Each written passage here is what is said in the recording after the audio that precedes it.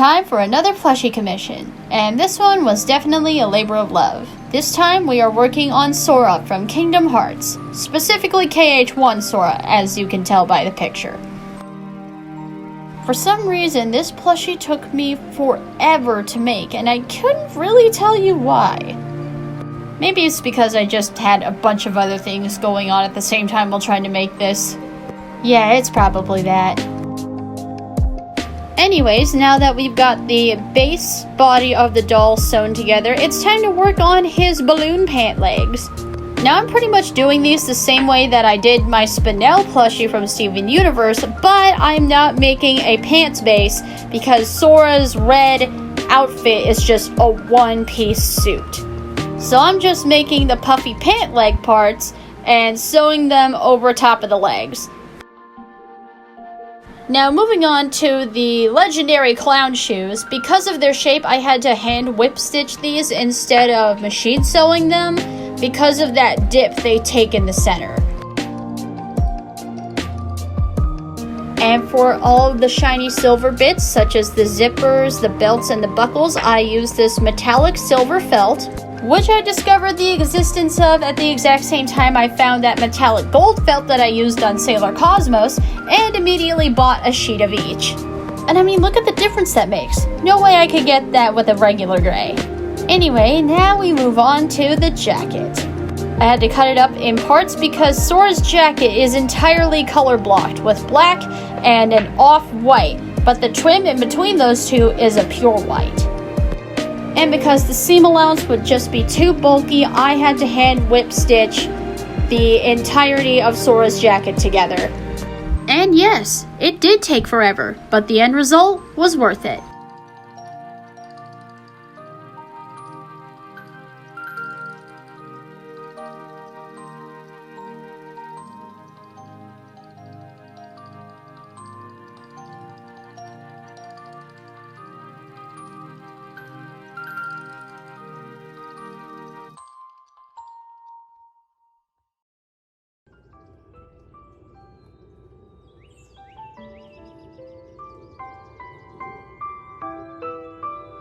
And once the parts were assembled, I hot glued the trim onto the jacket.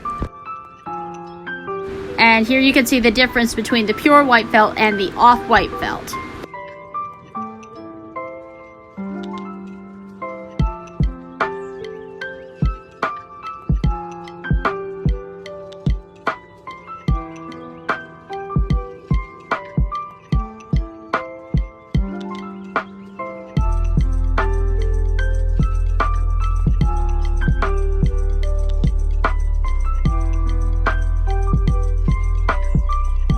And once the base jacket was assembled, it was time for the zipper teeth.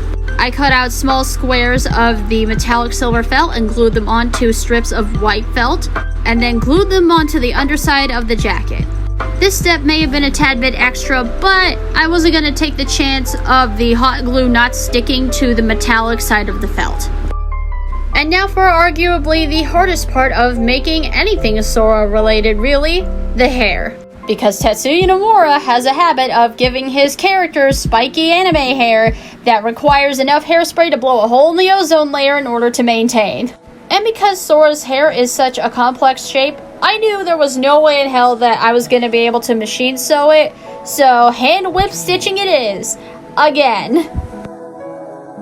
But which parts were the dream? And I think this whole process took maybe a good 2.5 hours? Yeah, I'll say a good 2.5 hours. Now, here is where you would think that I am done making Sora's hair, but I am not even close. Because before we attach his wig to his head, we gotta stuff the pointy ends, which requires a lot of very small pieces of polyfill stuffing and stabbing it into the wig repeatedly with a plastic chopstick. And this pair of plastic chopsticks I have had ever since I started making plushies 3 or 4 years ago. And they were given to me by a friend and have been a lifesaver ever since. Like, I don't care what anybody says, these bad boys work way better than the wooden sticks that come with the polyfill stuffing bags. I've become part of their heart just as they've become if they think of me now and then, if they don't forget me, then our hearts will be one. Now you will notice that even though I have Sora's hair fully attached to his head now, he looks a little bit weird. And that's because throughout my years of plushie making, I did make Sora previously, and I have discovered that it's a lot easier to achieve his hair by making it in layers. So this right here is the top layer of his hair that includes his bangs. So he's gonna look a lot less weird in the final product, I swear. Moving on from that, we gotta add his belt chain, which I'm using actual jewelry chain for that. But it's not like really heavy metal chain. It is still metal, but it's very lightweight compared to the other jewelry type chains that I have in my craft supply. Oh yeah, and we can't forget the belt. I'm really proud of this belt, guys. And while we're at it, let's add some sleeves and his arms. He kinda needs those. And now for one of the few things left unaccessorized, the shoes. I was originally gonna hot glue this black section of the shoe on top, but I was like, let's hand sew it on. Give it a little extra pizzazz, extra detail, extra texture? I don't know. I just thought it looked better than hot gluing it on there. And I was right. Sometimes you just need to see the stitches. You know what I mean? I don't know. You guys know what I'm saying. It just looks better. To me, anyway.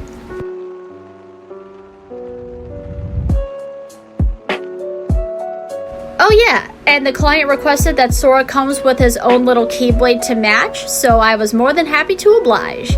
And I even included the little keychain. I'm really proud of how this came out. And now it's time for the final reveal. He looks so McFlippin' cute, oh my goodness! And we cannot forget the close-up shot.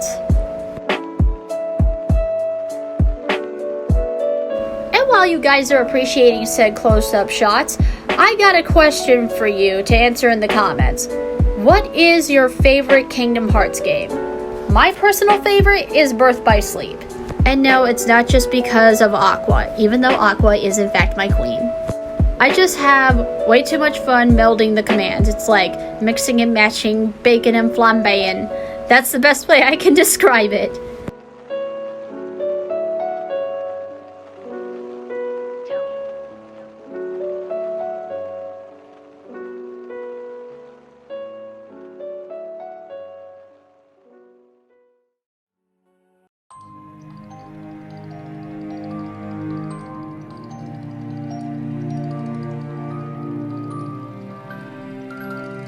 And here's a better look at the Keyblade and some really good lighting. And with that, Sora is officially done. I hope you guys enjoyed. And if you want to see more photos of my plushie work, feel free to follow me on Instagram. I post most, if not all, of the plushies that I've ever worked on there. As well as other things like my cosplays and my artwork. And with that, I'll see you guys later. May your heart be your guiding key.